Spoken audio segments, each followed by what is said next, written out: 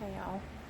It's not time, but say goodnight. So we're going to go ahead and do our devotional for the day.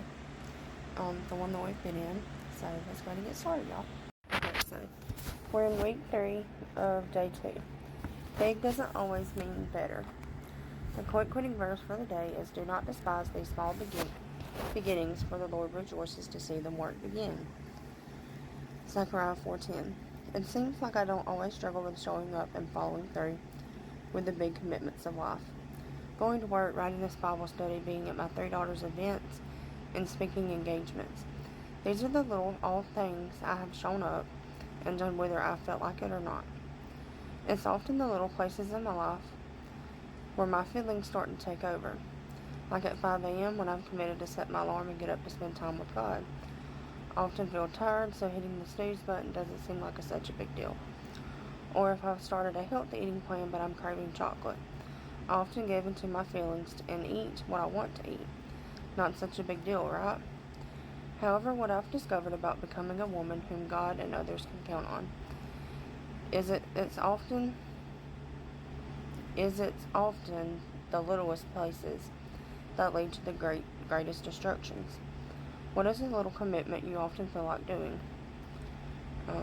Why do you think it's easier for us to follow through with our big commitments rather than the small commitments? List the 3 details the servant worker used to describe Ruth in verse 6. Again, you don't have to. Did we read that? Let me look. I'm sure we read it somewhere, but I'm not exactly sure where it's at. I'm not sure what it's talking about. That's good for me not keeping up. Sorry, y'all. List 3 words someone would say to describe you. Even you don't have to. You can if you want to. In verse 7, what is the question Ruth asked the harvest worker? Read Leviticus 19:9 and 10. What does it say about Ruth's right to glean? Let's read that real quick. Leviticus 19:9 and 10 says, "When you reap the harvest of your land, do not reap the very edges of your field, or gather the gleanings of your harvest. Do not go over your vineyard a second time or pick up the grapes that have fallen. Leave them for the poor, and then in the alien, I am the Lord your God." Ruth didn't have to ask it, or it was her right. This practice was established earlier in the Israelites' history. But this also shows us something else about her character. Ruth just kept bending over and picking up what was in front of her, the big pieces of wheat and the little pieces of wheat. She didn't care what it looked like.